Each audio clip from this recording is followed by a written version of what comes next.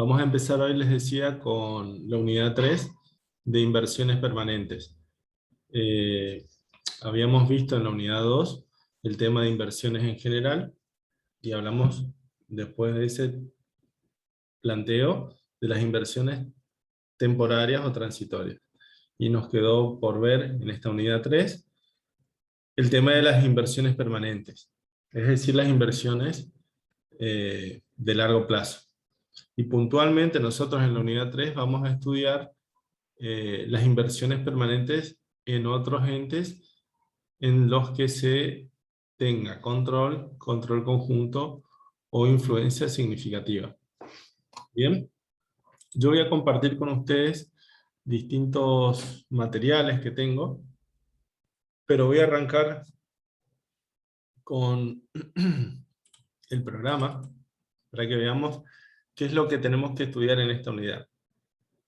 Vamos a ver a las inversiones permanentes, las distintas definiciones que se refieren a este tema, tales como el que es el control, o el control conjunto, o la influencia significativa, que son requisitos para la aplicación del método, que se conoce con el nombre de valor patrimonial proporcional.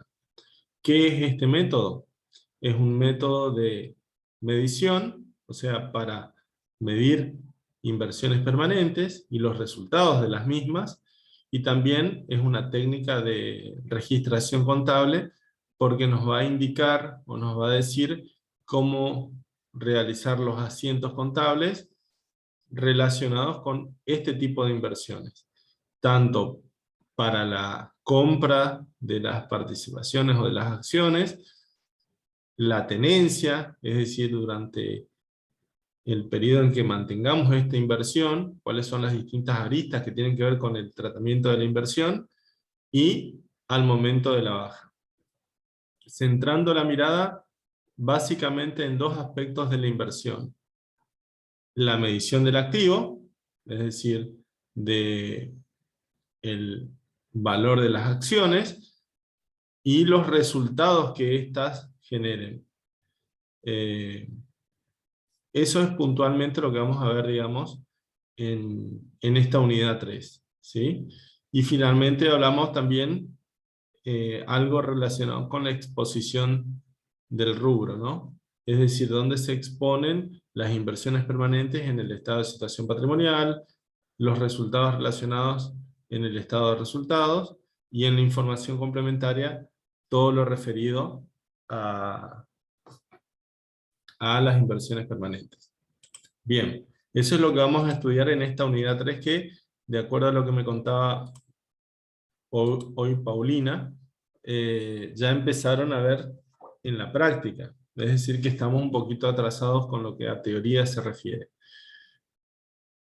Cuando nosotros hablamos de inversiones, y algo que ya hemos dicho, digamos, en la clase pasada, hablábamos de colocaciones de fondos líquidos en activos que estaban al margen de la actividad principal, y con el ánimo de obtener rentas o ganancias adicionales. Eso fue lo que nosotros definimos cuando planteábamos el concepto de inversiones: la colocación de fondos en activos secundarios o activos que están al margen de la actividad principal, y con el ánimo de obtener rentas o beneficios.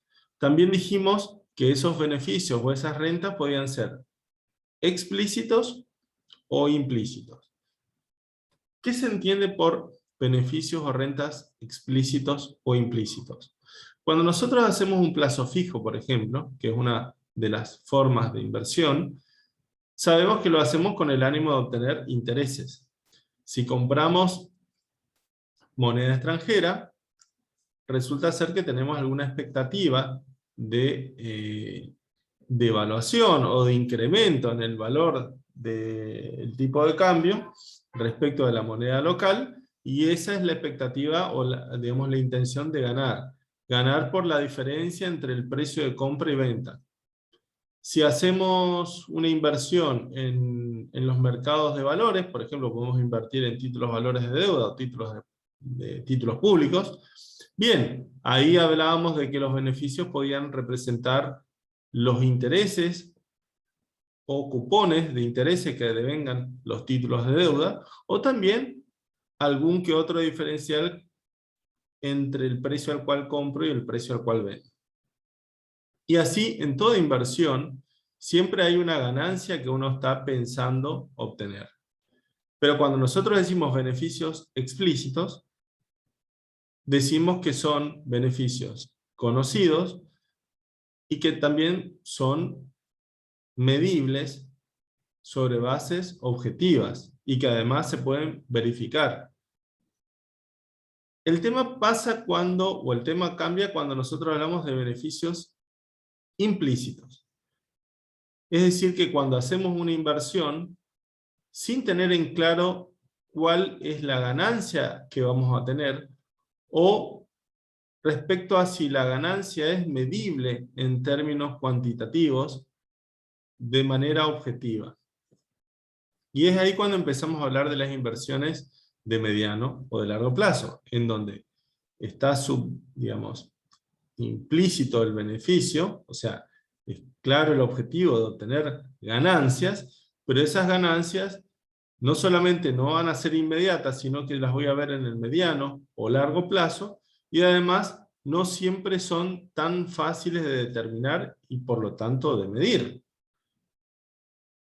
En general, este tipo de inversiones son las que apuntan a la vinculación de negocios entre dos o más compañías. Es decir, realizar alguna colocación de fondos en papeles de otra empresa para que, por medio de esa compra de acciones, uno pueda influir o controlar las decisiones de otras empresas, de manera que esas decisiones impliquen acciones que nos beneficien.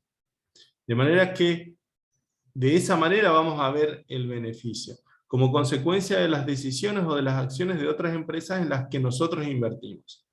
Muchas veces estas inversiones se pueden realizar en empresas que dan pérdida o la ganancia es nula, pero que tienen un rol estratégico en el negocio principal, porque forman parte de una serie de negocios combinados en donde dejar que ese engranaje esté librado a las decisiones de un tercero no es una opción. Entonces, ¿qué es lo que se plantea? Y bueno, invertir en esa empresa para controlar las decisiones y que esas decisiones impliquen acciones que estén coordinadas con la empresa matriz o la empresa principal. Si nosotros analizamos las magnitudes o los montos en que uno piensa a las inversiones, este tipo de inversiones son las inversiones que abarcan mayor monto o significación. Las inversiones transitorias, si las comparamos con este otro tipo de inversiones, quedan chiquititas, porque justamente acá lo que no estoy haciendo es comprar un pequeño porcentaje de acciones, sino que estoy comprando una cantidad de acciones que me permitan influir o controlar las decisiones de otra empresa. Y como ustedes ya saben, porque lo hemos hablado, para eso hace falta tener muchos votos. Votos para poder aprobar decisiones en las reuniones de socios o asambleas. Entonces, para tener esa cantidad de votos, hace falta muchas acciones, y esas acciones implican a veces más de la mitad de las acciones en existencia. ¿Me entienden hasta acá lo que estoy planteando? Yo no estoy haciendo una inversión en acciones pensando en los dividendos que estas acciones me van a reportar.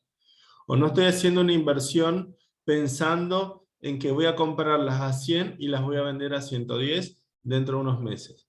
Sino que, al contrario, esta compra la realizo para mantener las acciones en mi poder y durante mucho tiempo.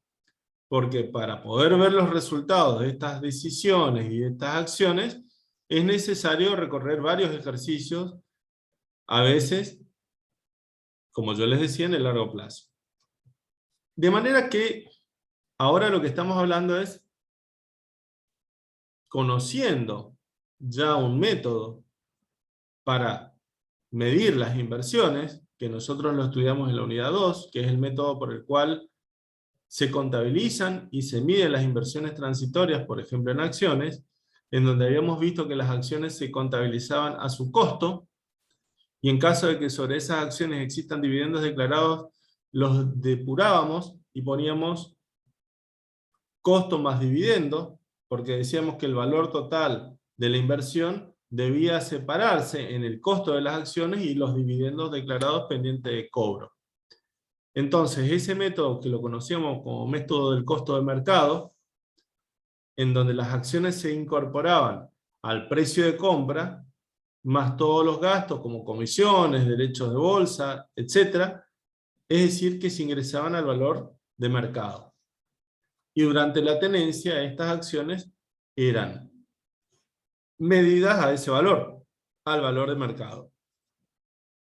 Siempre que las acciones tengan un valor de mercado. Es decir, que coticen en los mercados de valores donde se negocian estas acciones. Y si eran acciones que no cotizaban al mercado de valores, bueno, al costo de compra. Pero ese método que estudiamos en la unidad 2, y que conocemos con el nombre de costo más dividendos, es el método de contabilización y de medición de las inversiones en acciones de corto plazo y de poca significación. Es decir, cuando no tengo mayor influencia sobre la empresa en la que se invierte. Y ahora estamos planteando otra alternativa, que es justamente cómo evaluar o cómo medir la compra de acciones, pero no de una pequeña cantidad, sino de una gran cantidad de acciones. Con otro aditivo más, con otro aditamento más, que la compra de estas acciones se hace pensando en mantenerlas durante más de un año. ¿Y por qué digo esto? ¿Por qué relaciono la medición de las inversiones con el horizonte de la misma? Porque cuando nosotros analizamos el valor de mercado de las acciones, yo creo que les dije que ese valor de mercado es un valor volátil. ¿Qué quiere decir que es un valor volátil? Que es un valor que fluctúa mucho. Entonces, planteo esta pregunta y me gustaría que ustedes opinen. ¿Es sensato medir una inversión que pienso mantenerla durante, por ejemplo, 10 años a un valor que fluctúa mucho todos los días por cuestiones del mercado? ¿Se entiende la pregunta? Sí se entiende, profe. No, no es O sensato. sea, Porque dejarla a un valor cuando esta cambia todos los días. Claro. O sea, ¿tiene sentido contabilizar una inversión que va a estar en el patrimonio durante 10 años y registrar todos los meses las subas y bajas de valor de mercado? Obviamente registrando las diferencias como diferencias de cotización, cuando claramente no es objetivo de la empresa la venta de estas acciones. No, no, claro. No es No tiene sensato. sentido. Además, le voy a plantear otra pregunta más. Si nosotros estamos diciendo que cuando hablamos de estas inversiones permanentes, se plantean compras de grandes cantidades de acciones. Cuando uno compra más de el 20% de las acciones de una empresa, está comprando una cantidad significativa de acciones. Teniendo en cuenta que en los mercados de valores la cantidad de acciones que circulan siempre es una cantidad menor, generalmente en el mercado de valor, en los mercados de valores circulan o cotizan o se negocian no más del 5% del paquete accionario. Es decir, hay veces que hay más, pero no circula en la bolsa, no se negocian las acciones que representan la mayoría, porque si no la empresa pasaría de manos todos los días. Entonces, y sería una empresa inviable. Entonces, lo que estoy planteando es, Si yo estoy queriendo evaluar o medir una inversión a largo plazo que representa una cantidad significativa de acciones, ¿sí?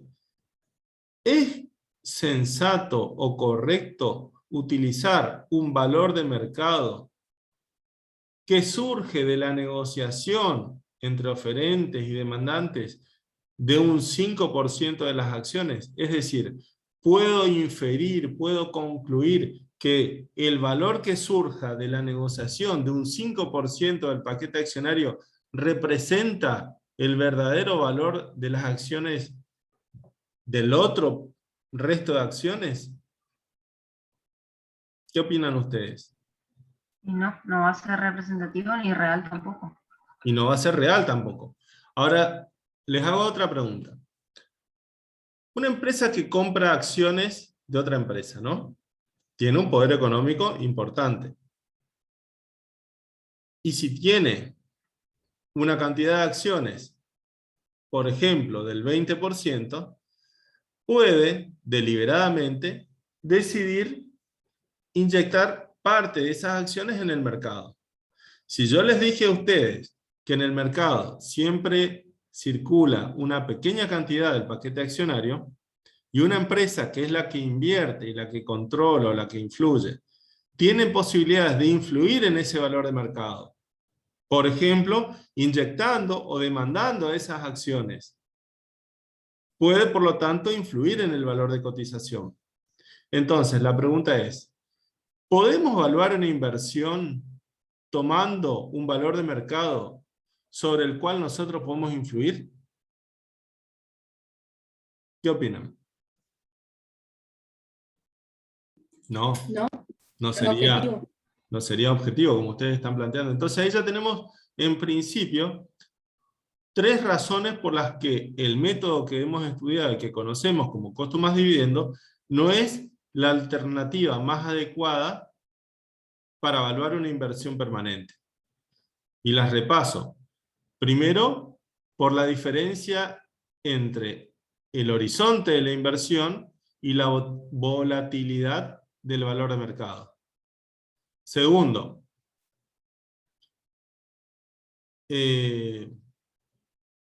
nosotros estamos queriendo evaluar una inversión a un valor de mercado sobre el cual nosotros podemos influir. No sería sensato. Y tercero, creo que hablé de 2 o 3 alternativas.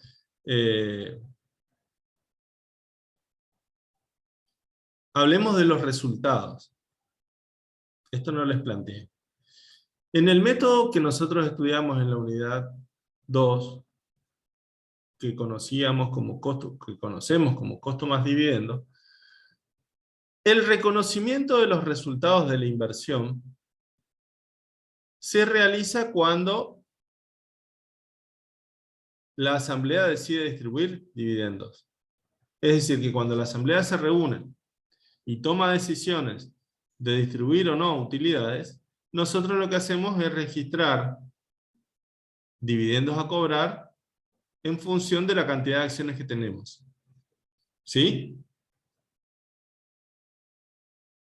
La contabilización de una distribución de utilidades, o mejor dicho, el reconocimiento de utilidades de inversiones en el momento en que se distribuyen, está más cerca del criterio de lo percibido que del criterio de lo devengado. ¿Qué dice el criterio de lo devengado? ¿Se acuerdan ustedes? Un criterio que podríamos haberlo estudiado en contabilidad 1 y 2. ¿Qué dice el criterio de lo devengado respecto de el reconocimiento de las variaciones patrimoniales o de los resultados? A ver, ¿quién se anima? Que se originó el hecho que las produce. Es decir, reconocer las variaciones patrimoniales en los momentos o en los periodos en que se produzcan los hechos sustanciales que le dan origen o nacimiento, independientemente de que se hayan cobrado o pagado. Entonces, cuando nosotros reconocemos una utilidad, o la distribución de una utilidad, nos podríamos preguntar, esa ganancia que la asamblea decide distribuir bajo la figura de dividendos, en efectivo o en especie, ¿cuándo se generó? Generalmente, la asamblea toma decisiones 3 o 4 meses después de cerrado el ejercicio.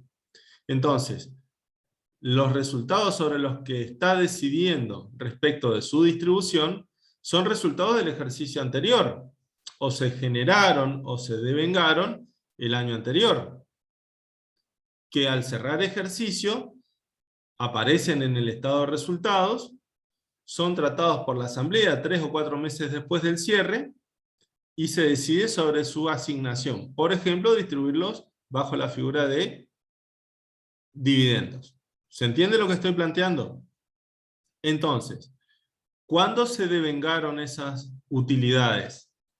Ojo que puedo estar hablando de distribución de utilidades, pero también puedo estar hablando de absorción de quebrantos, que es el lado contrario, es decir, absorber pérdidas que se han generado o producido. Estamos hablando de utilidades o quebrantos de años anteriores, que yo los voy a reconocer al año siguiente. Entonces, si nosotros queremos mejorar un poquito y reconocer las variaciones patrimoniales en los periodos en que realmente se han originado, tendríamos que reconocer las ganancias que generan las participaciones societarias en el año en que se generen, no cuando se distribuyen. ¿Se entiende? Entonces, podríamos hablar de un tercer indicio o ventaja de cambiar de método.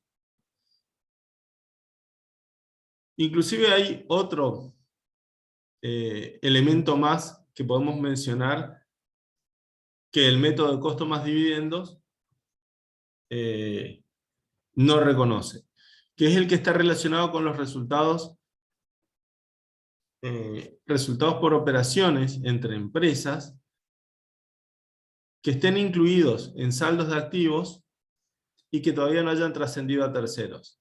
Esto que por ahí parece un trabalenguas es un tema muy importante, porque justamente nosotros estamos hablando o estamos planteando el caso de empresas que invierten en otras, pero que lo hacen justamente con intenciones de establecer vínculos comerciales o negocios, en donde una empresa le va a abastecer a otra materias primas o materiales, o le va a brindar asesoramiento técnico específico, o algo puntual.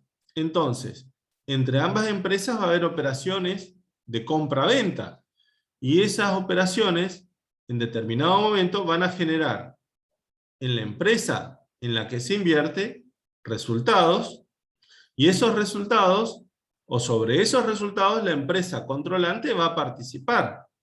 Ahora, lo que podríamos preguntarnos ¿es correcto reconocer, o es adecuado reconocer ganancias por participaciones en los resultados de otra empresa? Voy a ir despacito.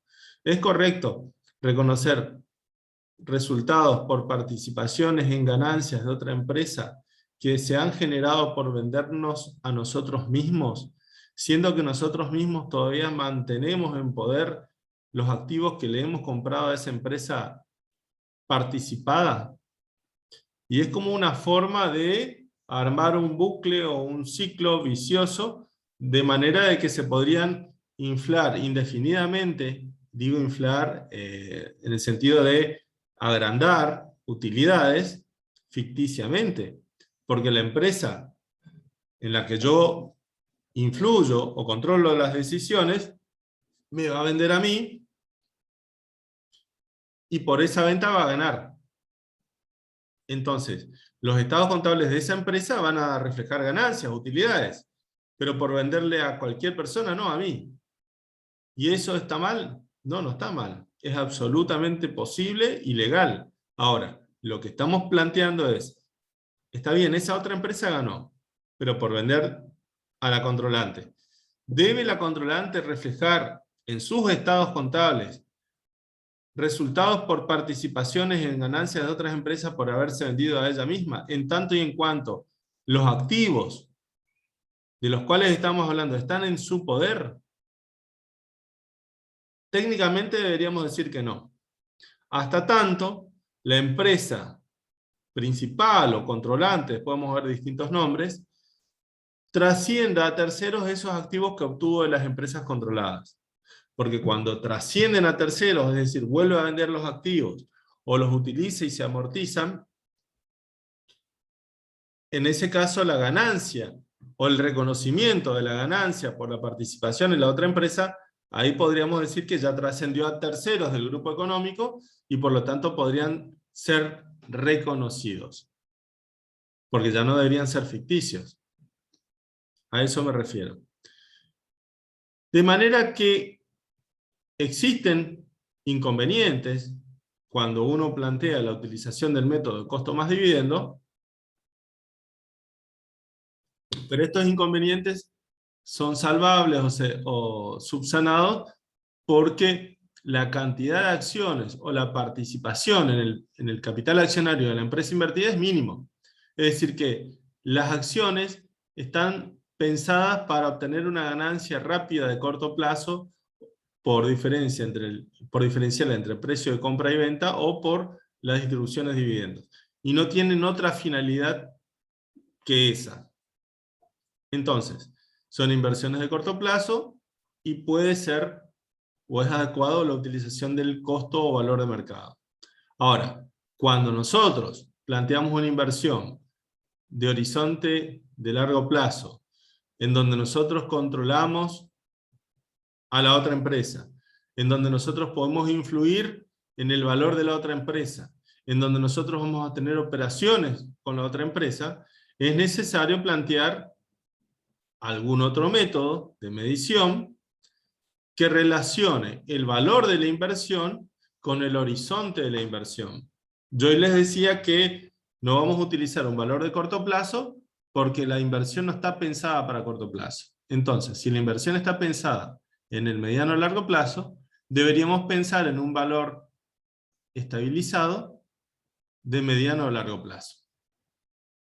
¿Y cuál podría ser ese valor? Podríamos preguntarnos. Bueno, ¿cómo podemos conocer o determinar un valor de mediano o largo plazo de la empresa en la que invierto? Y lo primero que podemos pensar o tener como idea es el valor contable. Es decir, si la contabilidad refleja la realidad patrimonial de una empresa, y la realidad patrimonial está dada por el activo o el conjunto de bienes, el pasivo o el conjunto de obligaciones, y la diferencia que vendría a ser el patrimonio neto, es razonable pensar que un valor representativo del valor económico de esa empresa es el valor contable o el valor patrimonial, el valor del patrimonio neto. Hasta cierto punto. ¿Por qué digo hasta cierto punto? Porque en la contabilidad hay rubros, sobre todo del activo, que se pueden medir a valores históricos. Valores históricos que en el tiempo pueden quedar distorsionados respecto del valor real o el valor presente.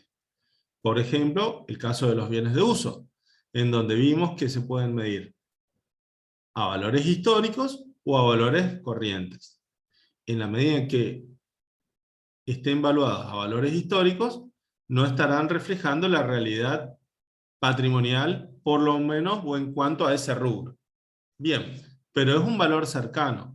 El valor del patrimonio neto va a reflejar el conjunto de bienes y deudas que tiene, y seguramente también va a reflejar los resultados por las operaciones, porque en el patrimonio neto se van acumulando todos los resultados por operaciones que esa empresa realiza. De manera que si nosotros tenemos una participación accionaria, podríamos pensar como valor de largo plazo el valor patrimonial proporcional que las acciones tienen.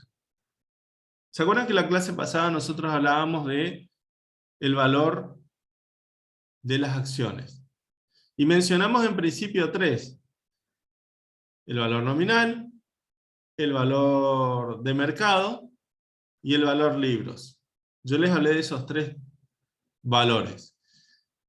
Les puedo preguntar qué se acuerdan ustedes del valor libros, el valor nominal de las acciones.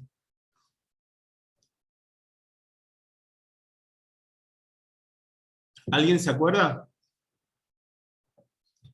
El valor nominal es el valor de cada acción respecto del capital legal. Cuando una sociedad comercial se constituye, una sociedad anónima, tiene que definir el valor de su capital social, el valor legal.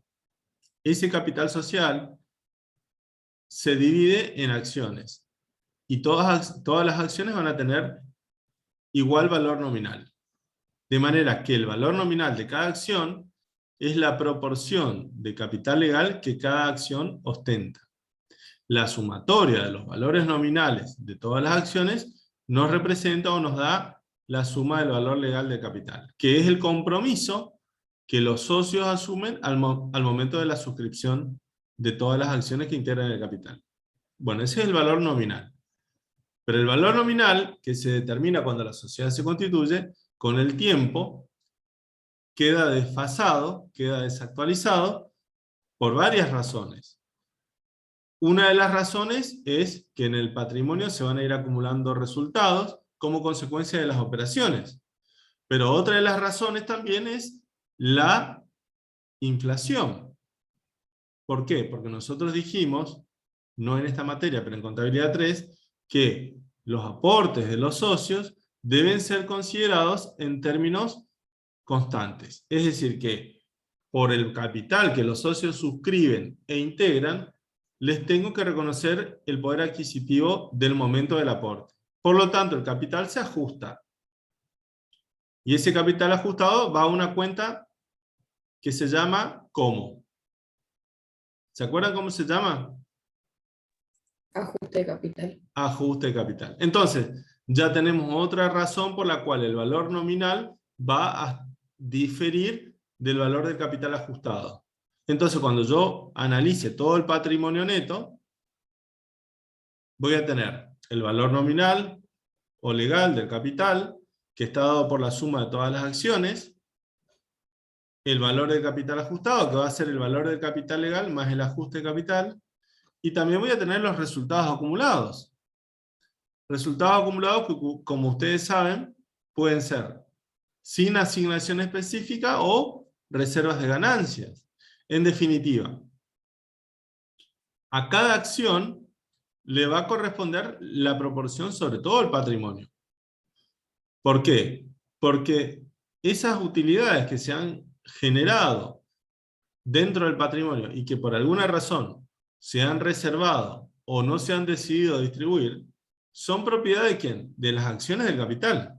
Es decir, que los socios que están en el capital son los legítimos y genuinos acreedores de esos resultados cuando decidan distribuirlos. Por ahí no deciden distribuirlos, pero mientras estén ahí son de ellos. Entonces, ahí es cuando empezábamos a hablar del valor libros de las acciones.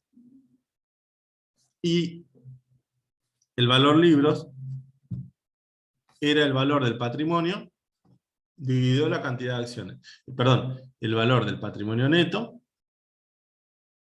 dividido la cantidad de acciones que conforma el capital ordinario.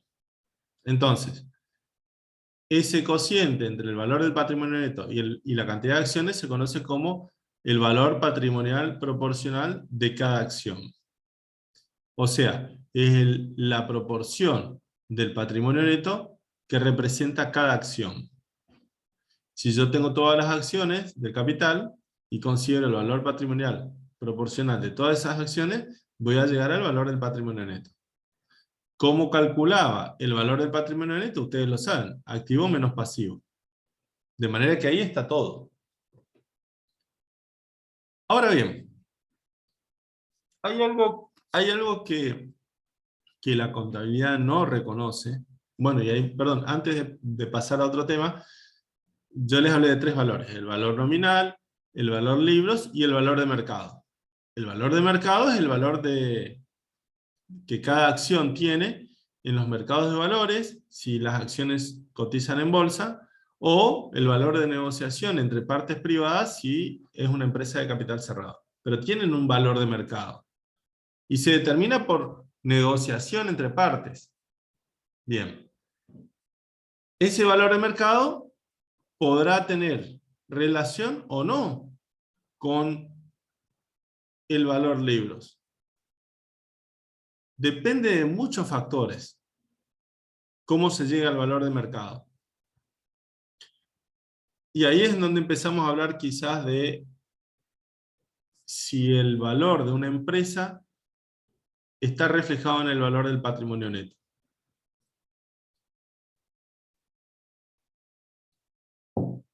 Por ejemplo, saben ustedes que el patrimonio neto es activo menos pasivo. Díganme una empresa que a juicio de ustedes esté bien. Una empresa conocida por todos ustedes y que ande bien. California. ¿Cómo?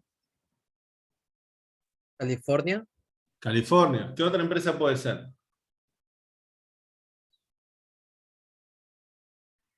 Pintura misionera o pinturería del centro. ¿Alguna de las empresas constructoras?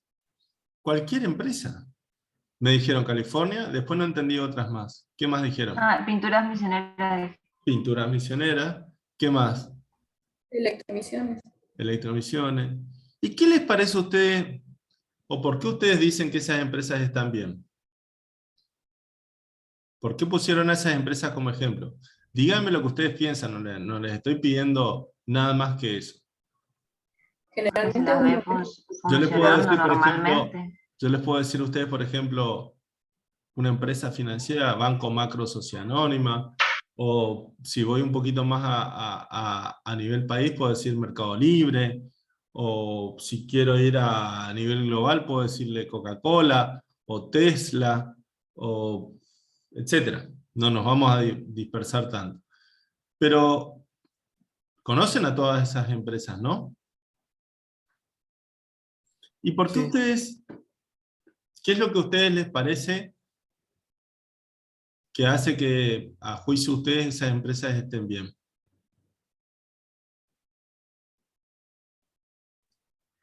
Porque se Buenas las ve, decisiones.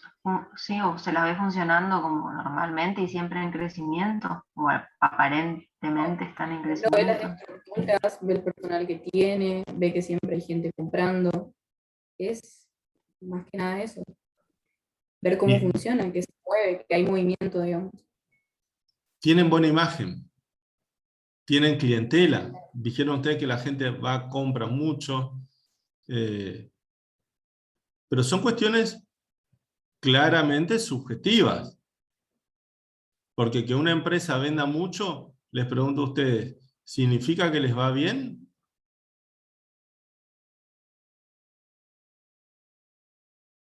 No necesariamente. Por ahí vende y vende a pérdida. Por eso vende mucho. Entonces, estamos hablando de empresas que son empresas líderes y que por alguna razón tienen un buen nombre, una clientela, un buen nombre o un prestigio, digamos, ¿no? Una participación importante en el mercado. Distintos factores que nos dan la sensación o la percepción de que son empresas rentables. Entonces, la pregunta que yo les quiero hacer respecto a esas empresas. Supongamos que ustedes las quieren comprar. ¿Me siguen? Entonces, ¿ustedes ¿quién dijo algo? ¿Yo no dije? ¿Dijo alguien o no? Bueno. No, yo le dije, sí, profe, cuando preguntó si le seguimos. Ah, perdón. Entonces, supongamos que ustedes quieren comprar esa empresa. Y lo primero que podríamos hacer es decir, bueno, pidamos los estados contables a ver la información patrimonial, porque en los estados contables yo voy a ver todos los activos, las deudas o el pasivo, y la diferencia que va a ser ¿qué cosa? ¿Qué va a ser la diferencia? Patrimonio neto. Patrimonio neto. El patrimonio neto. Entonces, tomando el caso de estas empresas que ustedes conocen, ¿no? O que ustedes definieron como empresas exitosas. Ustedes podrían plantear, bueno, si el patrimonio neto está en el balance, en los estados contables, y yo quiero comprar la empresa, yo le podría ofrecer a los dueños de las acciones ese valor. Porque supuestamente la contabilidad que refleja la realidad integral, estamos dando por sentado que está incluido todo el activo, que no hay activos omitidos, que está todo el pasivo, y está todo a valores corrientes. Entonces ese debería ser el valor real de la empresa, en primer término. ¿Creen ustedes que si ustedes le ofrecen ese valor del patrimonio neto a los dueños, ellos van a aceptar? Probablemente no. Probablemente no. Muy bien, probablemente no. ¿Y por qué razón probablemente no acepten? Porque tienen un valor llave, todo ese prestigio, todo eso. A ver, entonces vamos antes de la definición o algo a decir, vamos a un análisis más elemental.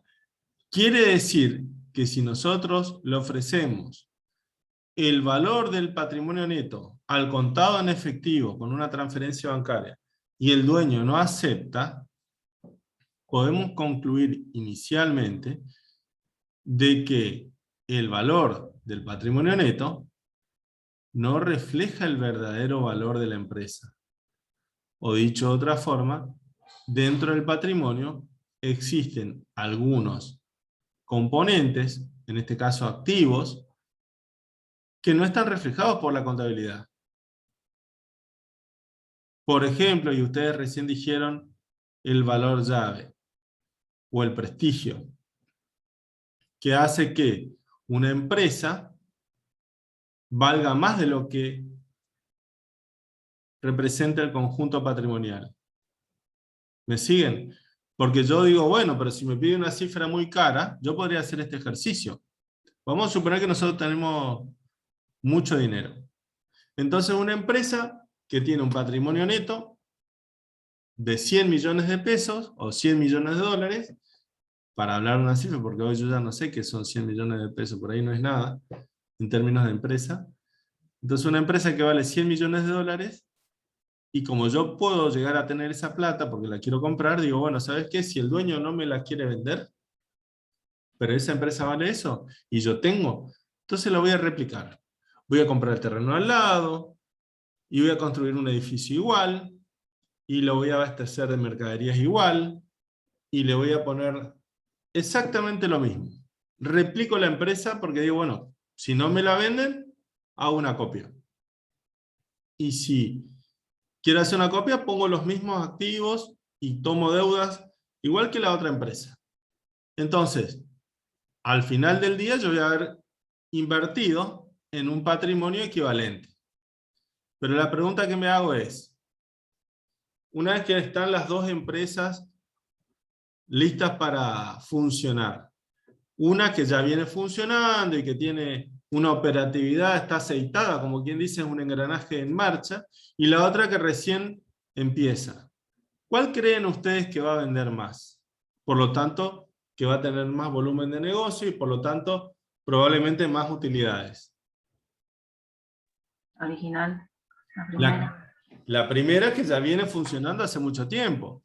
Y no solamente hablo de la percepción exterior que tiene el negocio, sino que los empleados ya van a tener un conocimiento del rubro, van a tener una experiencia laboral, una tecnología incorporada o desarrollada, que la empresa nueva no. Entonces, eso, para la contabilidad, ese intangible autogenerado, por normas contables argentinas no se puede reflejar. Yo no puedo poner en el balance de esta empresa un activo que refleje el valor del buen nombre propio, o el valor de la clientela fiel, o el valor de la experiencia del personal. ¿Porque lo puedo poner a eso como activo? Les pregunto a ustedes. No. ¿Conocen un rubro del activo donde uno ponga todo eso? No, no existe. No. Sin embargo, cuando uno analiza la transferencia de un patrimonio, eso se hace valer y eso se negocia. Por esa razón, y con justa razón, el dueño de esa empresa exitosa, y que llegó ahí luego de muchos años de trabajo, no va a vender su patrimonio al valor del conjunto de bienes y obligaciones, sino que lo va a vender a un valor mayor. ¿Se entiende?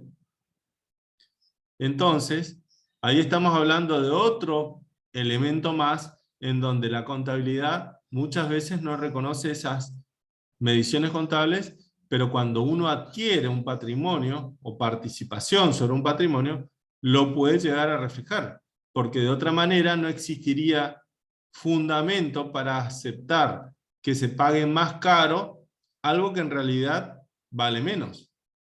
Si yo voy a comprar el 60% de un patrimonio de 100 millones de pesos y debería pagar 60 millones. Sin embargo, por ahí termino pagando mucho más. Entonces hay dos opciones.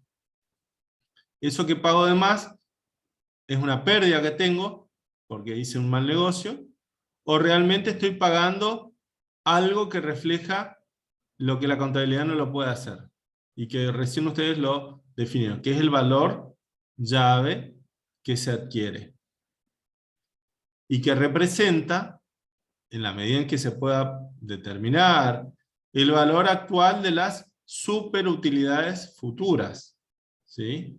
Es decir, el valor actual de las superganancias que en el futuro voy a tener como consecuencia de lo que es ese patrimonio hoy.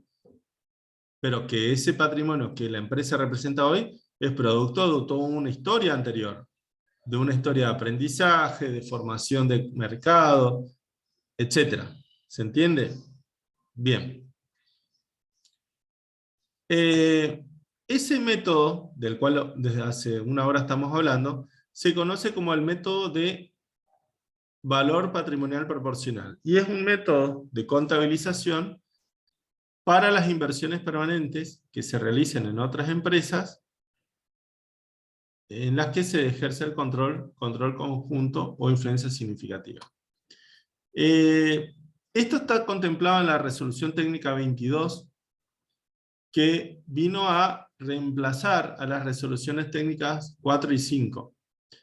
Las resoluciones técnicas 4 y 5 hablaban del valor patrimonial proporcional y del método de consolidación patrimonial. La 22 lo que hizo fue las unificó y modificó algunas cosas, ¿no? Pero hoy en día está todo junto. Y nosotros en Contabilidad 4 vamos a estudiar solamente lo relacionado a el método del BPP. No vamos a estudiar consolidación. Les hago esta salvedad, les hago esta aclaración, porque cuando ustedes vayan a estudiar la RT22, todo lo que se refiere a consolidación patrimonial no lo tienen que estudiar. Eso es un tema de análisis de estados contables. ¿Qué es la consolidación? Es cuando uno tiene un conjunto económico de empresas que están vinculadas, tiene que presentar como información complementaria a los estados contables la información del patrimonio consolidado, que va a ser la sumatoria de todos los activos del grupo económico y de todos los pasivos del grupo económico, y donde vamos a tener un patrimonio neto del grupo controlante, más las participaciones minoritarias de terceros que no controlan ese grupo económico. Eso es información complementaria que debe presentar la empresa controlante. Bueno, eso nosotros en este año no lo vamos a dar. ¿sí? Solamente, vuelvo a repetir, vamos a estudiar el método del valor patrimonial proporcional, que es, le vuelvo a decir, un método de contabilidad o de contabilización de inversiones y de medición de inversiones y resultados. Bien. Profe, ¿no es la 21? Perdón, repítanme. ¿Es 21? Yo dije 22, perdón, es la red. Estoy todavía colgado con bienes de uso, ¿no? Perdón, es la RT21, ¿sí? Muy bien. Yo acá, miren, tengo, creo que puse en el grupo de WhatsApp, tengo,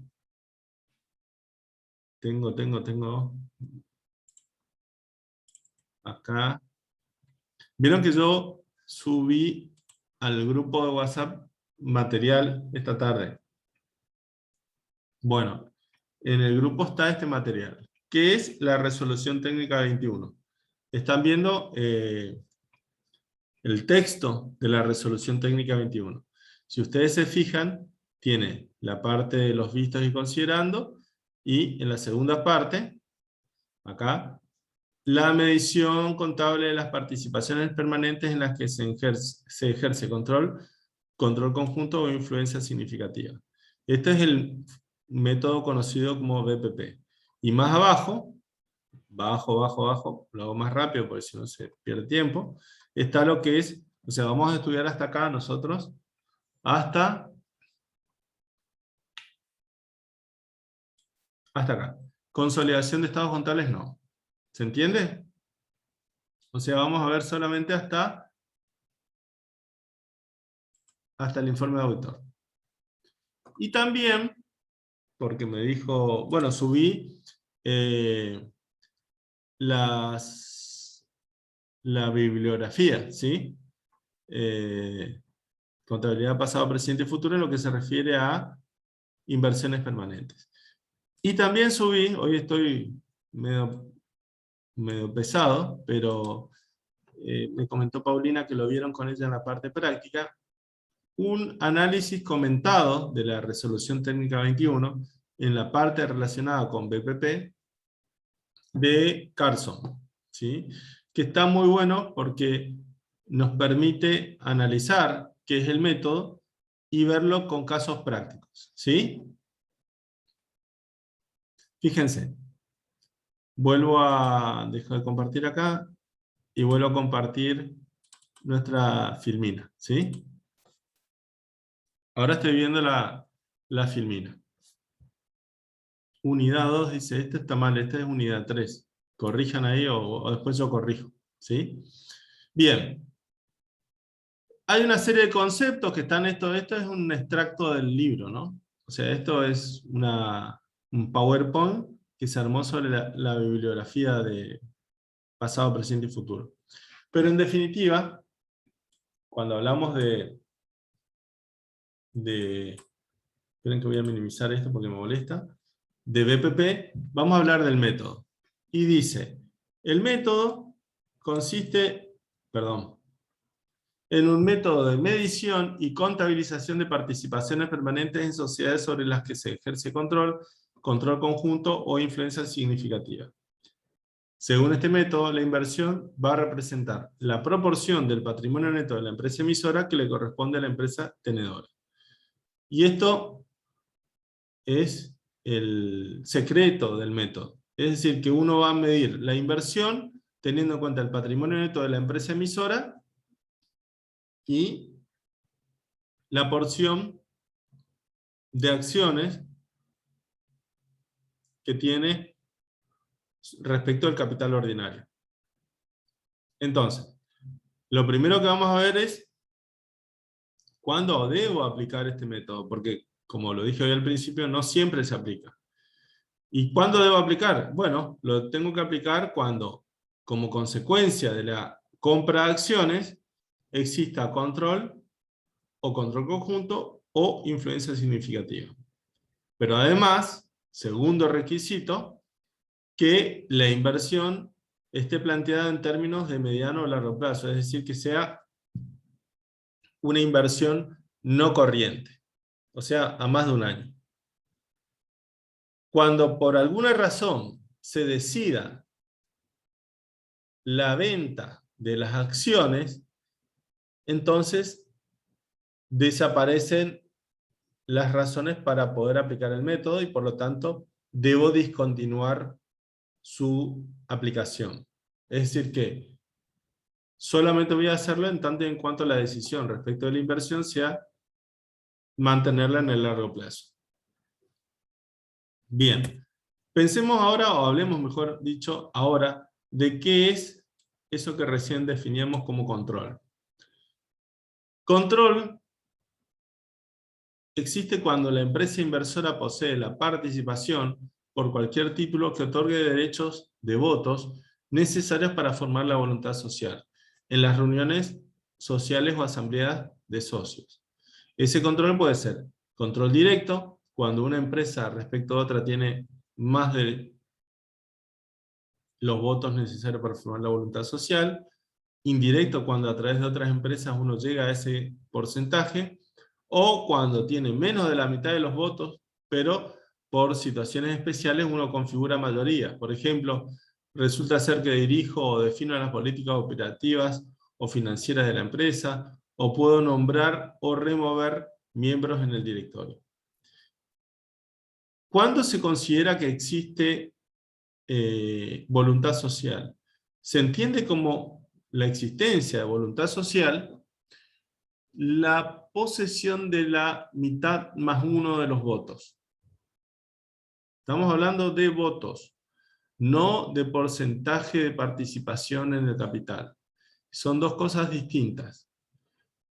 Cuando yo hablo de porcentaje de votos, lo que hago es tener en cuenta cuántos son los votos totales que emanan de todas las acciones. Entonces digo, bueno, si el total de votos son 500, la mitad de los votos son 250. Bueno, para tener control o voluntad social hace falta tener no 250, sino 251. Con 251 votos logro la voluntad social. Tengo la mitad más uno de los votos.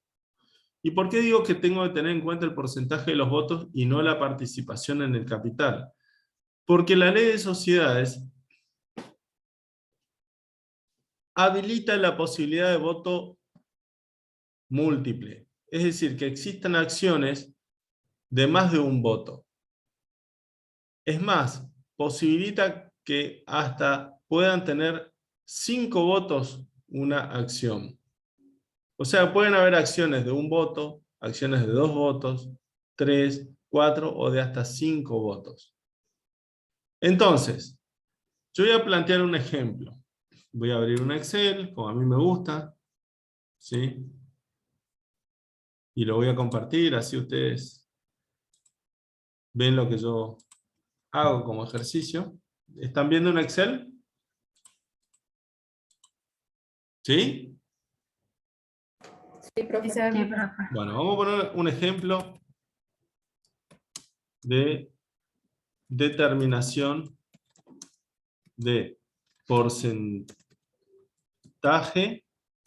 de participación. Entonces digo, por ejemplo, Sociedad S.A. tiene un capital social de 10.000 acciones ordinarias.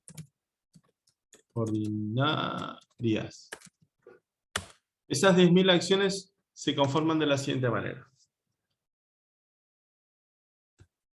Vamos a hacerlas fácil. 2.000 acciones ordinarias. Clase A. Que tienen 5 votos cada una. No sé qué puse ahí. Cada una. Ahí.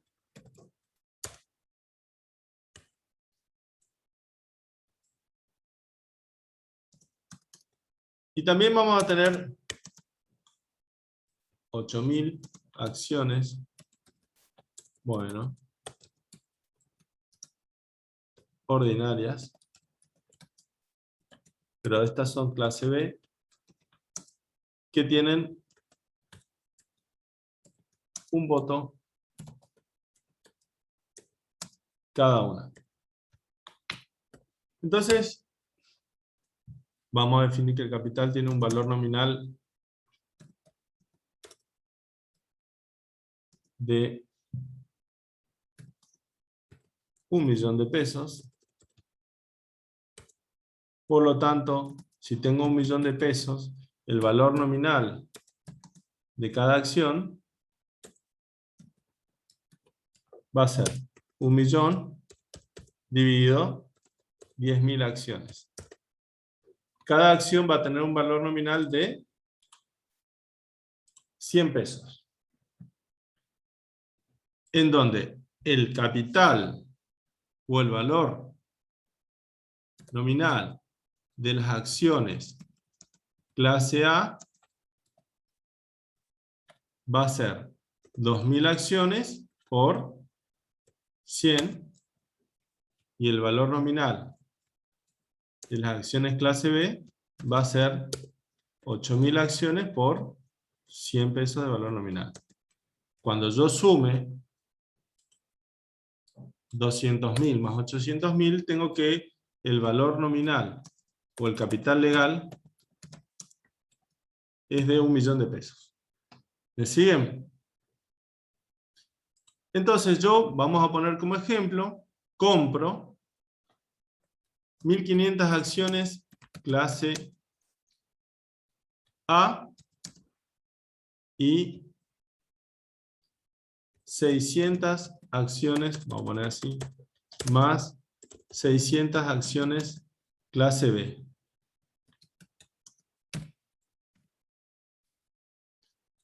Y la pregunta que nos vamos a hacer es, ¿qué porcentaje de capital representa? Y segundo, ¿qué porcentaje de votos ostenta? ¿Sí? Voy a poner primero esta pregunta. Entonces, cuando analizamos, tenemos que pensar, el total de votos que emana del capital va a ser 2.000 acciones clase A por 5 votos. 10.000 votos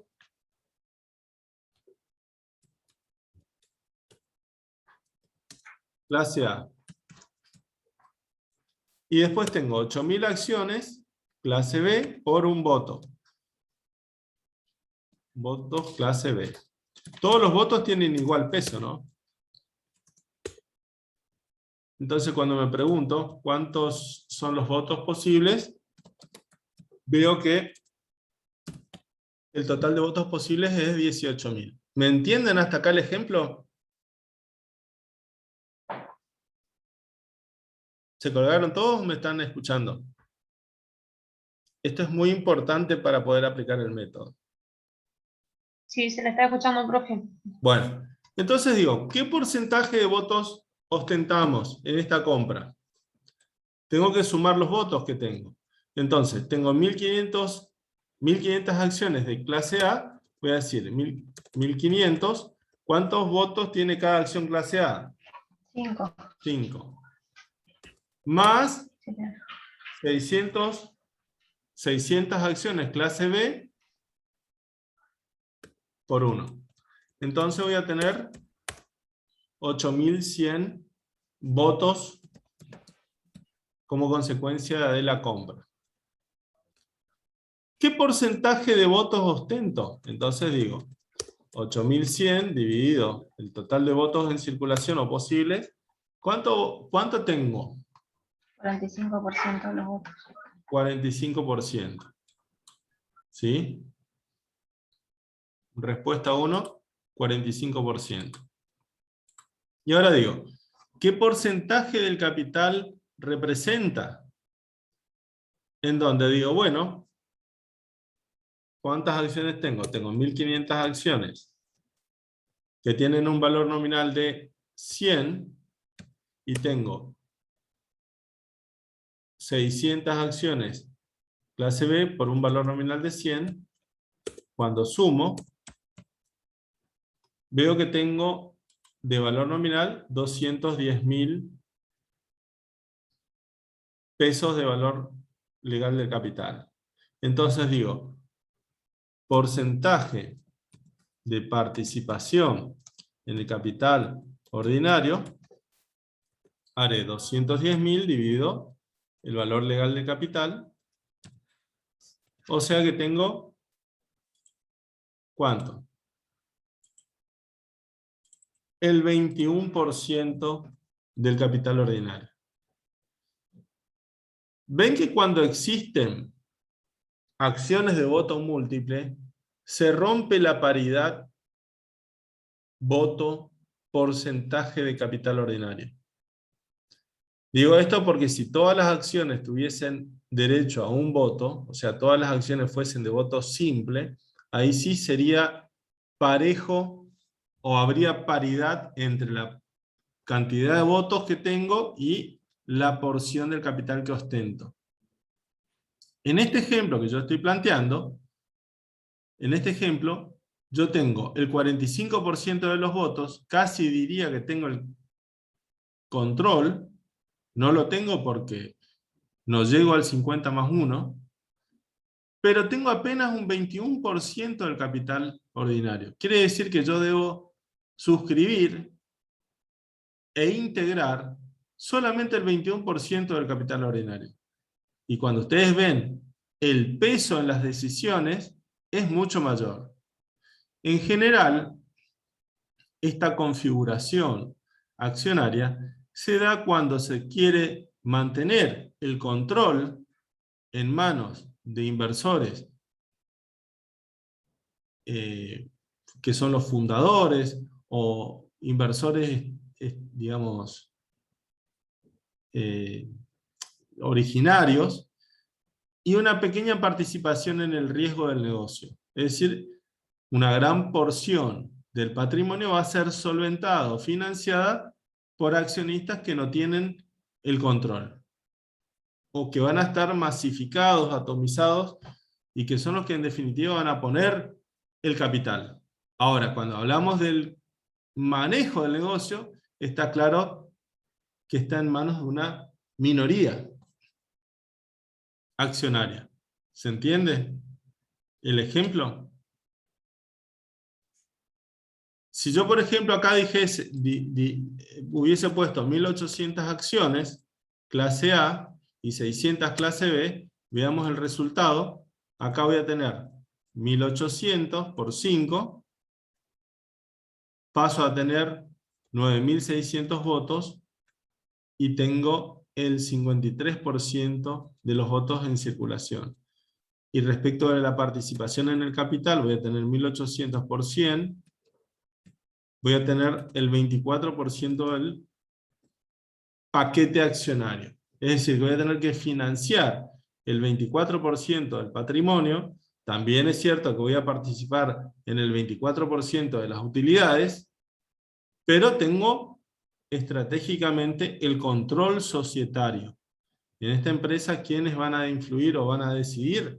Y quienes tengan esta voluntad social.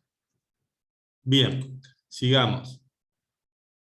¿Me entienden hasta acá? Sí, profe. Bien. Sigamos con la presentación. Entonces, vimos cuando existe control. Control conjunto es cuando la totalidad de los socios, o los que son la mayoría, resuelven compartir el poder de definir y dirigir financiera u operativamente una empresa. Y para ello es requisito que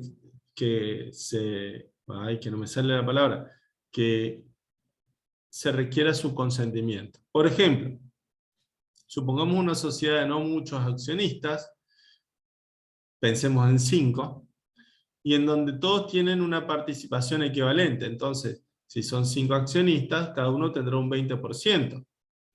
Ahora bien, si en el estatuto se establece que para ciertas decisiones, no todas las decisiones, sino para ciertas decisiones, sobre todo las que están relacionadas con la fijación de políticas financieras y operativas, se establece que hace falta unanimidad, es decir, que no se puede avanzar con la mayoría, un socio que se plante y diga que no, va a bloquear esa decisión.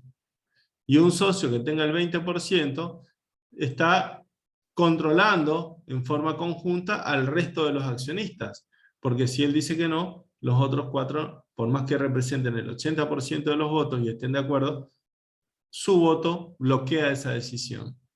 En ese caso, no es un control, sino que es un control compartido. ¿Se entiende? Y por último hablamos de influencia significativa. Fuimos mencionando los ejemplos en donde la inversión otorga, en un caso el control, que es cuando yo controlo, domino, o tengo un control conjunto, o sea, un control no dominante, sino compartido con otras personas, y en menor escala, influencia significativa, que es no controlar, pero sí influir. Es decir, puedo intervenir en decisiones de las que recién les comentaba, o puedo, digamos, tener otros parámetros que definan la influencia, como por ejemplo, y ahí están en la filmina, la posesión de los votos, se me movió la filmina, ahí, la posesión de los votos necesarios para influir en la aprobación de los balances o distribución de utilidades, la representación en los órganos de administración superiores de la empresa emisora, la participación en la fijación de políticas financieras u operativas, intercambio de personal directivo, existencia de operaciones importantes entre ambas, dependencia técnica, acceso privilegiado a la información sobre la gestión de la empresa, son indicadores de influencia significativa. Cuando se supone que existe influencia significativa, cuando uno tenga más del 20% de los votos de la empresa emisora. Pero también hay que ver cómo se compone el resto, el 80% restante. Porque si resulta ser que yo tengo el 20%, pero el remanente lo tiene otro socio, y bueno, va a ser poco lo que yo puedo llegar a influir, porque el que tenga el 80% tiene la mayoría automática y propia.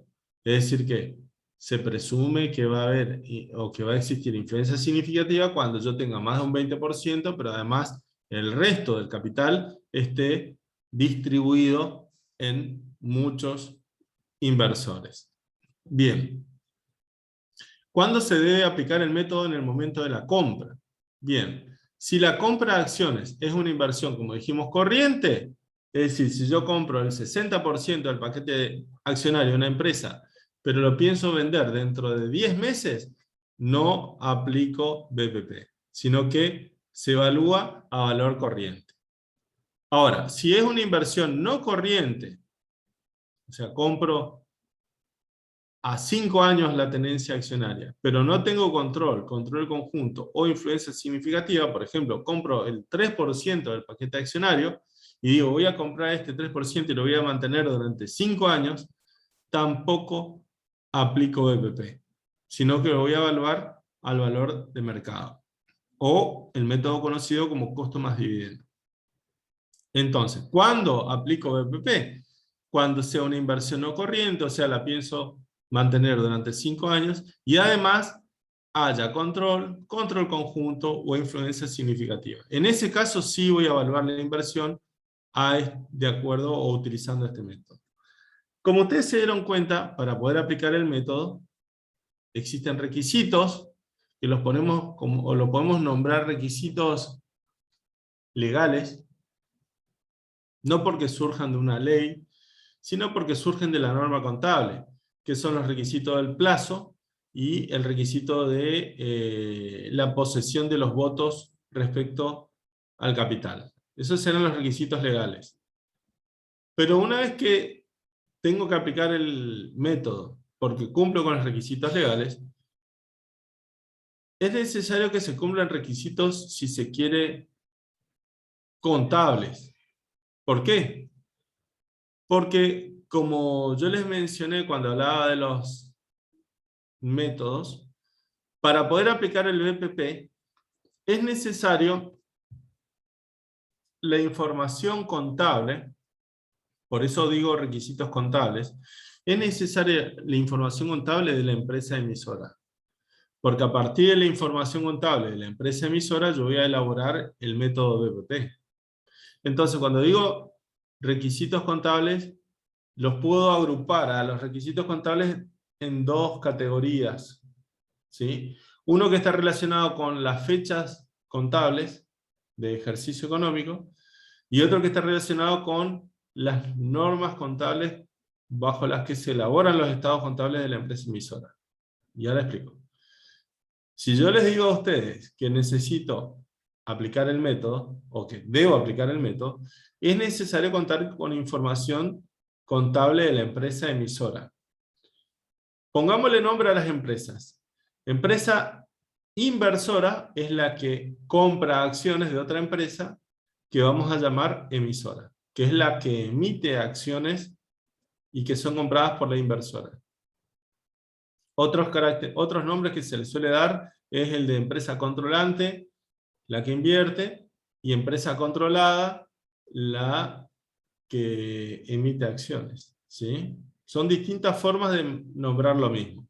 Emisora e inversora, o controlante y controlada. Bien. Aclaro esto porque ahora vamos a usar esa terminología. Entonces, cuando la empresa inversora tiene que aplicar el método, necesita información contable, estoy hablando de los estados contables, ¿de quién? De la empresa emisora. Y necesita que esa información esté a la fecha de cierre, porque es ahí cuando la empresa inversora está evaluando su inversión y está midiendo los resultados de la inversión. Por lo tanto, el requisito contable número 1 es que la fecha de cierre de ejercicio de las dos empresas coincidan. Si no coinciden, bueno, tenemos dos salidas posibles. La primera de las salidas posibles sería de que la empresa emisora confeccione estados contables especiales a la fecha de cierre de la empresa inversora. Si yo tengo la posibilidad de controlar a la otra, o mejor dicho, no la posibilidad, controlo a la otra, y yo necesito los estados contables para poder elaborar mi estado contable, estoy pensando en términos de la inversora, le puedo exigir que elabore estados contables especiales a fecha de cierre de la inversora. Salvo que entre la fecha de cierre de la empresa emisora y la fecha de cierre de la empresa inversora, existe un plazo de hasta máximo de 3 meses. Es decir, que cierra ejercicio la empresa emisora y 3 meses después cierra la empresa inversora. En ese caso, no hace falta elaborar estados contables especiales, los puedo utilizar. Pongo, por ejemplo, que la empresa emisora cierre el 30 de septiembre y la empresa inversora el 31 de diciembre. Entonces voy a tener entre el 30 de septiembre, octubre, noviembre y diciembre los 3 meses. Ese es el periodo máximo de tiempo en donde se admite el uso de esos estados contables a pesar de que no coincidan o no se refieran a la misma fecha. Pero en ambos casos, en ese caso, lo que vamos a tener que hacer es registrar los eventos significativos que entre ambas fechas incidan en el patrimonio neto de la empresa emisora. Vamos a tener que considerar también las transacciones económicas, o sea, compras y ventas, y los resultados de estas operaciones que modifiquen el patrimonio neto de la empresa emisora. Y en tercer lugar, el ajuste por inflación. Es decir, que si cierran en distintos ejercicios, voy a ajustar por inflación. Y no hace falta elaborar estados contables especiales nuevos, ¿no? Entonces, esos serían los requisitos que yo les dije contables. pero también los requisitos contables referidos o relacionados con la fecha de cierre.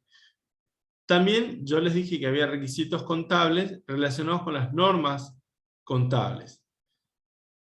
Normas contables que están relacionadas a la información de la empresa emisora. Es decir, ¿con qué normas contables fueron elaborados los estados contables de la empresa emisora? Pongamos este ejemplo. La empresa matriz, o inversora, o controlante, es una empresa que está radicada en Argentina.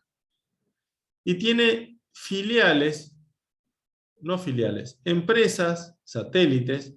Una está radicada en Paraguay, otra está radicada en Uruguay, y otra en Brasil.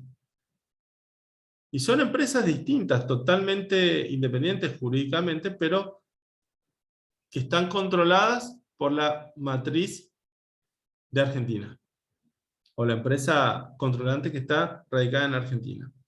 Entonces, al momento de cierre de ejercicio de la empresa argentina, fin de año, tengo que evaluar las inversiones que tengo en la sociedad anónima en Paraguay, Uruguay y Brasil. Ahora bien, cuando me mandan los estados contables, estas empresas, me voy a encontrar con que la que está en Brasil está en reales, que es la moneda de Brasil, y además fue elaborado con normas contables de Brasil. Lo mismo con la de Uruguay, que va a estar en pesos uruguayos, y lo mismo con la paraguaya, que va a estar en guaraníes, y bajo normas paraguayas. Entonces, esa información de las empresas controladas, que pueden estar a fecha de cierre de la empresa controlante, la empresa argentina, fue confeccionada con normas contables distintas a la controlante. Y ahí es en donde viene el requisito contable de las normas contables. Y dice, fíjense, los estados contables de la empresa emisora, la o las emisoras, deberán ser confeccionados o estar preparados con las mismas normas contables utilizadas por la inversora cuando haya control o control conjunto. Es decir, que voy a analizar las normas contables de Brasil, Paraguay y Uruguay y las voy a comparar con las normas contables de Argentina, en donde está la controlante. Si no son normas contables similares, tengo que elaborar estados contables de las empresas controladas bajo normas argentinas, similares. Es decir, que es un requisito muy alto, muy exigente, porque puede ocurrir que sean normas contables vigentes en Argentina, donde está la controlante, pero que no sean las aplicadas por la controlante. Que es el caso de cuando existe influencia significativa. Dice, normas contables vigentes cuando la empresa inversora ejerce influencia significativa en la emisora. Pongo un ejemplo.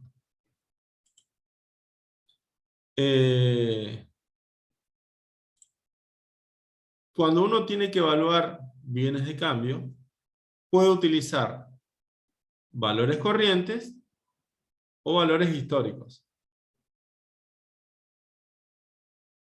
Ambas alternativas de normas son normas vigentes. En Argentina se pueden evaluar bajo valores corrientes o valores históricos. Lo mismo veíamos con bienes de uso. Los bienes de uso se pueden evaluar de acuerdo al modelo histórico de costo o al modelo de revaluación contable. Son normas contables vigentes. Entonces, ¿a qué se refiere este requisito de normas contables? Supongamos que la o las empresas emisoras evalúan los bienes de uso de acuerdo al modelo de costo. Y la empresa controlante evalúa los bienes de uso al modelo de revaluación contable. Entonces, como son normas contables vigentes en Argentina, si ¿Se trata de que tengo control o control conjunto? No puedo utilizar el balance de la empresa emisora. Tengo que elaborar balance de la empresa emisora valuando, en este caso, los bienes de uso de acuerdo al modelo de revaluación contable. ¿Por qué? Porque en la empresa emisora estaban valuados a costo. No son normas contables utilizadas por la empresa emisora. Son vigentes, pero no las contables. No las que usa la inversora. En cambio, si hay influencia significativa, sí se admite esa disparidad. Es decir, que puedo admitir la utilización de los estados contables de la empresa emisora. Por ejemplo, se utiliza para evaluar bienes de uso modelo de costo, y la empresa inversora utiliza modelo de revaluación contable. ¿Por qué razón? Porque ambas normas contables están vigentes en Argentina. Por eso dice normas contables vigentes cuando la empresa inversora ejerce influencia significativa. O sea, un requisito más laxo, más amplio, ¿sí? No podría, por ejemplo, supongamos que la empresa, que en Brasil, por ejemplo, se puede evaluar los bienes de uso a un valor distinto. Por ejemplo, no el valor corriente, no el valor histórico, sino que se puede evaluar al valor futuro. Entonces, al no ser una norma vigente en Argentina, esa información no sirve. Habría que elaborar, aún con influencia significativa, habría que elaborar estados contables vigentes. Habría que elaborar estados contables de la empresa emisora bajo normas vigentes en la empresa controlante. ¿Sí? Bien. Esto parece bastante técnico, pero en la práctica es mucho más fácil de entender. Bien. Voy a terminar la clase de hoy planteando lo que ustedes llegaron a ver en la parte práctica, que es por lo menos la determinación de la medición inicial, es decir, la compra. Cuando nosotros hablamos de la compra, tenemos que diferenciar lo que es el caso general del caso particular. El caso general es cuando en una sola operación de compra de acciones se obtiene el control conjunto o influencia significativa. Y el caso especial es cuando en compras anteriores no se configuró la aplicación del método y a partir de una compra posterior se configura el método. Entonces yo tengo que aplicar el método para la compra que configura el método, pero también para las compras anteriores. Y respecto a esas compras anteriores voy a tener un cambio de método, porque esas compras anteriores van a estar registradas costo más dividendo, y ahora tengo que evaluarlas a BPP. Bien. Primero vamos a estudiar el caso general. Cuando hablamos del caso general, que era cuando en una sola operación se configura el método, yo voy a tener que encontrarme con la comparación de dos grandes magnitudes. ¿Cuáles son esas dos grandes magnitudes? Por un lado está el costo de la adquisición de todas las acciones que estoy comprando, y por otro lado está el valor o la evaluación contable de la inversión.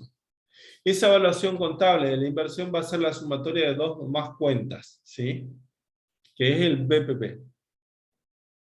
Entonces, por más que se conozca como BPP, inicialmente el método va a registrar la inversión al costo, ¿sí? Porque si yo le digo que la sumatoria de las cuentas relacionadas con la inversión es el costo de adquisición, estamos registrando la inversión inicialmente al costo, ¿sí? Costo más gastos, obviamente. Entonces, ese valor de la inversión se va a dividir en tres valores, que son el valor patrimonial proporcional básico, la diferencia entre el BPP básico y el BPP a valores de mercado, también conocido como ajuste de la inversión a valores de mercado, que hace que el valor básico más el ajuste del BPP a valores de mercado, y la diferencia entre el costo de adquisición y el valor del BPP a valores de mercado, que va a ser conocido como la llave de negocio, ¿sí? Esa llave de negocio podrá ser positiva o negativa. Y ahora vamos a ver cuándo es positiva y cuándo es negativa. Primero vamos a hablar de cómo se calcula el costo, ¿sí? Ese costo se va a apropiar a 3 cuentas, yo les decía. En el punto 2 vemos el BPP básico, en el punto 3 el mayor valor, y en el punto 4 la llave de negocio. ¿Cómo calculamos el costo de adquisición? Para calcular el costo de adquisición, tenemos que calcular cómo se realiza la operación. Cuando uno realiza una operación de esta magnitud, no siempre puede hablar de un precio de compra de contado. A ver, si yo les digo a ustedes que ustedes van a comprar, o les pongo como ejemplo, que vamos a comprar el 60% del paquete accionario de California, que ustedes pusieron como ejemplo, o de Electromisiones, que ustedes pusieron como ejemplo, o Pinturas Misioneras, también, podemos pensar en una cifra importante, ¿sí? No siempre se dispone de esa cifra de contado. Tampoco hay un precio de compra de contado. Lo que puede ocurrir es que se pacte la entrega de una cantidad de dinero y que se complete el monto de la operación entregando bienes, inclusive asumiendo deudas. Entonces, el costo global de la operación va a ser la suma de varias magnitudes. Lo que se pacte como entrega de contado a valores de contado. En caso de que se asuman deudas o se pacten pagos posteriores, esos pagos posteriores deberán ser descontados. Es decir, descontados utilizando una tasa de descuento vigente al momento de la compra, que reflejaría lo que debería haberse abonado si su cancelación hubiese sido al contado. Además, si se pactan entregas de bienes, por acá está, si se pactan entregas de bienes, deberán computarse a valores de mercado de los bienes que se entreguen.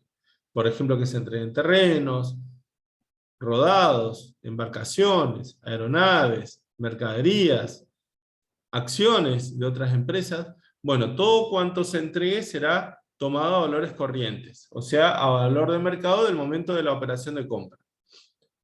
Si la empresa inversora emite acciones, es decir, hace una capitalización para con esa plata comprar la participación, y bueno, obviamente vamos a tomar el valor de contado, porque en definitiva es plata que estoy destinando para comprar acciones. Y si con posterioridad a la compra se acuerdan que pueden hacerse ajustes, porque se van a practicar inventarios con posterioridad, se van a determinar relevamientos de créditos, etc., o circularizaciones de proveedores para determinar cuánto es la deuda real. Entonces, todos los ajustes que se acuerden con posterioridad al precio se van a incluir. Entonces, una vez que calculé toda esa suma, tengo un numerito que se conoce como el costo global o costo de adquisición. Eso es lo que voy a pagar por la compra del paquete accionario. Si existen honorarios a pagar de escribanos, de abogados, hay que incluirlos. Si hay que pagar derechos o impuestos, hay que incluirlos. Todos los gastos que sean necesarios para la obtención, en este caso de las acciones, se van a considerar. Sumo todo eso y eso me va a dar el costo global. Ese costo global se va a apropiar o a distribuir en 3 cuentas, que son: la primera se conoce como el BPP básico, o valor patrimonial proporcional básico, que es muy fácil de calcular. Se toma el valor del patrimonio neto de la sociedad emisora por el porcentaje de participación de la inversora. Y acá viene la pregunta: ¿qué porcentaje? Yo voy a volver al ejercicio que les di a ustedes.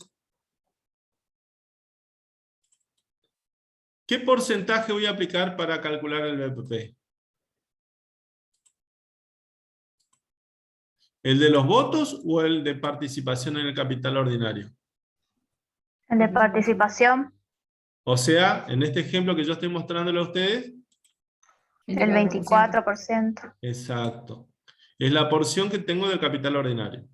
Aun cuando yo tenga el 53% de los votos, tomo este porcentaje. Bien. Ese porcentaje por el valor del patrimonio neto de la empresa emisora, al momento de la compra me va a dar el BPP básico. Como el valor del patrimonio neto de la empresa emisora puede contener valores calculados a costo histórico,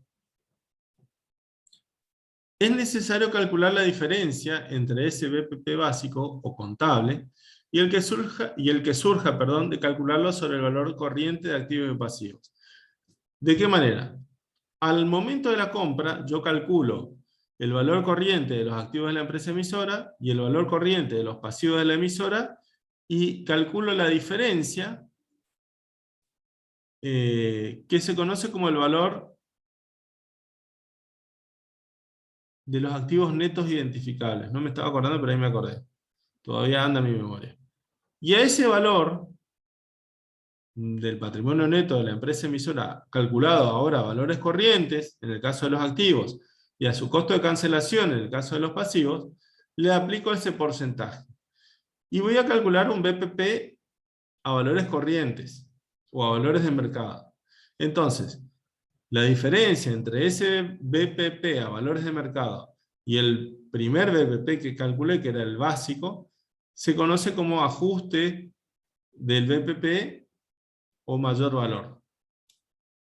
Y lo voy a registrar en una cuenta separada. Acciones BPP mayor valor. De manera que cuando yo sume la cuenta BPP básico y BPP mayor valor, tengo el total del valor de la inversión a valores corrientes. Y ahí, hasta ahí tengo la justificación de la inversión en cuanto al patrimonio de la empresa emisora. Ahora, si yo pagué más o pagué menos, cualquier diferencia va a ser lo que ustedes vinieron y me dijeron hoy, perdón, como el valor llave. Esa llave será positiva cuando el costo pagado es mayor y será llave negativa cuando lo que pague sea menor a el valor de la inversión. El valor de la inversión obviamente va a ser la sumatoria de 2 y 3. Entonces, ¿cómo calculo el valor llave? El costo, que es el punto 1, menos la sumatoria de 2 más 3. Si 1 menos 2 más 3 es positivo, es llave positiva. Pero si 1 menos 2 más 3 es negativo, hay una llave negativa. Y cada llave tiene su tratamiento contable distinto.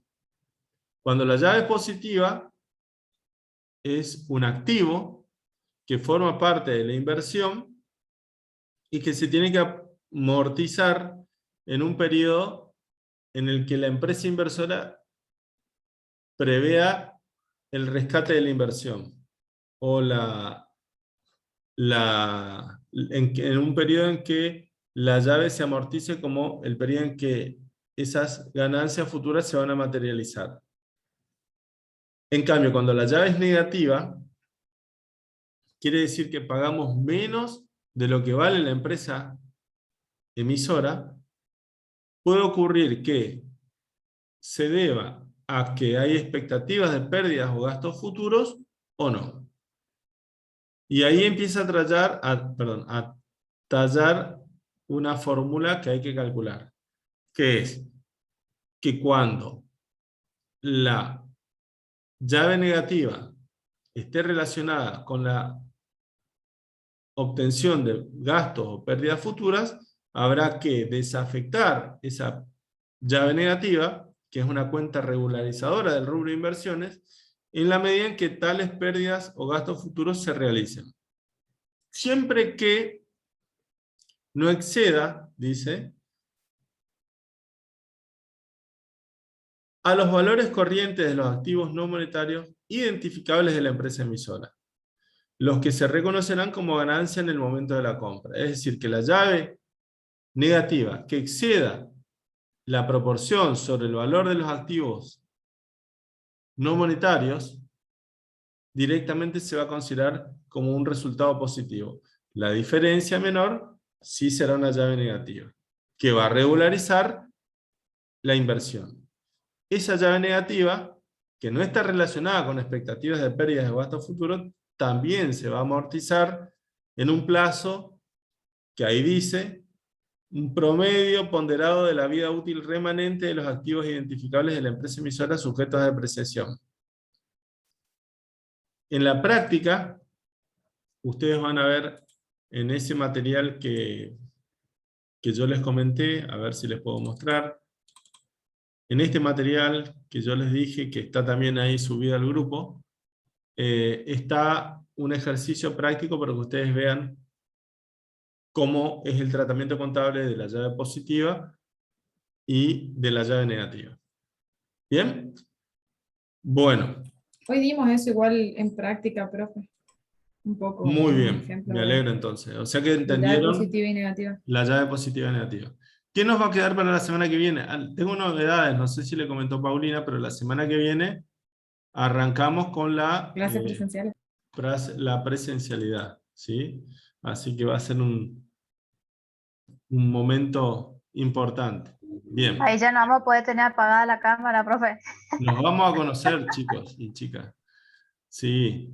Así que Profe, vamos a tener que ir a la ahí en el- peluquería. Ahí en el chat hay un mensaje que le dejaron, que una de las chicas se retiró antes, Ah, por el bien, tema de la bien. asistencia. Les pido que me hagan acordar ustedes porque yo o veo la asistencia o veo el chat. Ah, bueno, Melanie Scraua puso que se retiró un ratito antes y si le podía poner la asistencia. Melanie. Ella, sí. Bien. Bueno. Lunes. Arriola. Presente. Arroyo. Presente. Bowix. Presente. Cambeiro. Servian. Cohen. Fontana. Presente. Para anotar, sí. No, Mami Róbalo. Presente, profe. Perdón. Fontana. Fontana presente, sí, puse. Estoy compartiendo la pantalla de asistencia. ¿Están viendo ustedes o no? Sí, se ve, Sí, profe. profe. Sí se ve. Fontana presente entonces. ¿Sí? Mami Róbalo. Presente, profe. Molina Francisco. Presente, profe. Müller Manuel. Müller Evelyn. Presente, profe. Muti Andrea. Presente, profe. Musa Chiodi. Presente, profe. Rotela. Schipani. Presente, profe. Scromeda. Presente, profe. Scromeda, presente. Bien. Sí. Skolnieski. Sosa, Micaela. Presente. Y Wittig Tamara. Presente. Bueno, ¿alguien quedó sin nombrar? Bueno. Bueno, chicos. Los veo entonces la semana que viene. Semana que viene vamos a estar viendo, ya no voy a poder estar dando acá clase en la costanera. Vieron que estoy con una mesita acá, atrás adelante del indiecito. Bueno. ¿Quedé solo o están todavía? No, estábamos todavía, profe. ¿Están todavía? Algunos dormidos. Bueno, dejamos acá entonces con medición inicial.